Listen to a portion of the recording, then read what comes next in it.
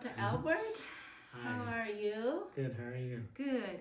I heard you just moved from St. Petersburg to Boca Raton, right? Yes, yep, I And grew up here and I moved back recently. yes, and then you're close to your parents, right? And grandparents.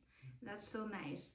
Boca Raton has better weather. We have less chance to have a detrimental hurricane. But how many years you practice medicine? So I've been out of residency a few years. Good. Yeah. So you have a lot of experience to treat acid reflux, and I know you did a lot of research to help patients. So, what is your idea about taking anti-acid like a proton pump inhibitor for long term, and how we can make other choices, lifestyle changes, or taking some supplement?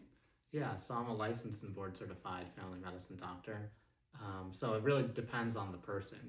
The reason to use the medications is typically to reduce risk for cancer in severe cases. But for most people, acid reflux can be pretty mild, especially in the beginning stages for younger people. So oftentimes you can treat it with dietary changes and lifestyle changes. So the suggestion for dietary changes, certain things can trigger, right? Yeah, certain foods can trigger acid reflux in certain people. Sometimes you have to be careful with chemicals in different foods, preservatives, hot, spicy foods, caffeine, alcohol, coffee, chocolate. Different things can trigger acid reflux for different people. Yes, especially spicy food. Oh my God, that's produce internal heat. And my experience is that, by the end of the meal, if your stomach already full, then you eat some dessert, then I definitely will bring up my acid to my throat. Or eating too close to bedtime when Yes. people are lying flat, and that Yes. can cause a problem. Yes. And so my recommendation is if you really want any dessert, then eat it, during the daytime or even before the meal, and not with a full stomach. But the best way is avoid all the dessert, right? Yeah. Yeah. Yeah, well, stress can also cause acid reflux for a lot of people, and that's a little harder to manage and can't necessarily be changed just with diet alone. Yes, because yes. that's a little more complicated. Yeah, so you do meditation, and we can try acupuncture, qigong, or yoga. You do Pilates, right? Not Pilates, but I've done different types of exercise that definitely help. Yeah, the abdominal breathing. And so what kind of herbs or supplement you recommend? So for acid reflux, there are different foods that you can use and different herbs. There's not a lot of studies done on these. There are some done out of other countries with animal studies, but then you also have to be careful about potential side effects. So everybody kind of has to be evaluated on a case-by-case basis, Yes. especially with herbs, and you have to know your dosing and where you are getting it from. I think one of the safer ones, would be slippery elm, but because it's not very powerful and it's fairly safe, but it can help kind of coat the lining of the esophagus with a protective layer Yes. of mucus. So that's kind of protecting the stomach memory and esophagus memory.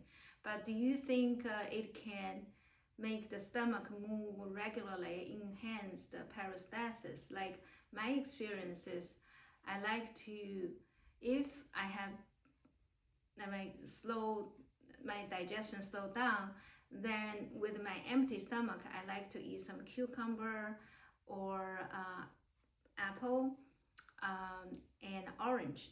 And actually, orange really helped my digestion. But when I introduced to my patient, they said, "Oh, it causes acid reflux." But I never had experience with that unless I eat with my full stomach. But the apple seems to have the enzyme, and the cucumber always move my stomach more regularly, so it can push the food down to the small intestine. Yeah, and I think everybody's kind of different. So sort of different people are going to be more sensitive to different triggers than other people. Yes, yes. So my one suggestion which really helps me, like when I was 40ish, I had this nausea, not even burning sensation, but just feel nausea. Like I eat full lunch and then I'll drink a cup of coffee and I drive back from the school to my clinic, and then the acid reflux come up.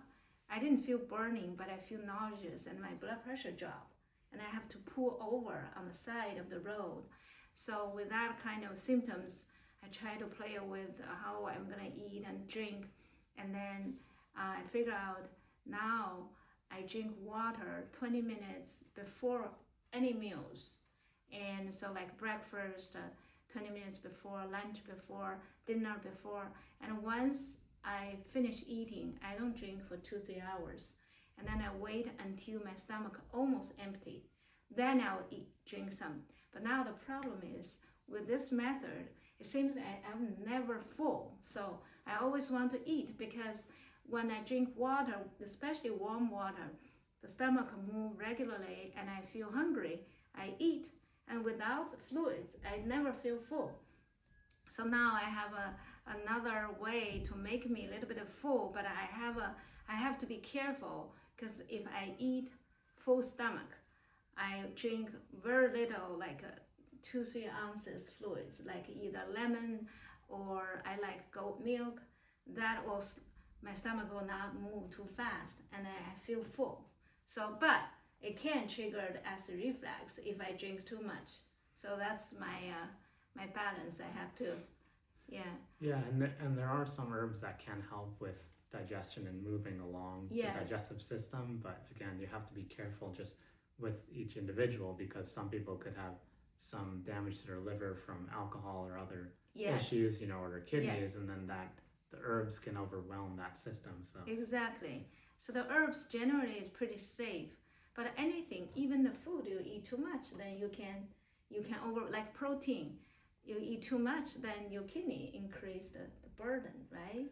So what kind of herbs do you take to help you digest better? Well, so for me, I mean, I think probiotics are one of the best things that people can take to help with digestion. So how do you take, like before the food or after? And yeah, I don't know that there's necessarily like a proven right way, but typically I'll take it with the food. Meal. Yeah. Okay. And you take once, twice a day? I take many different types of probiotics for different purposes. Okay.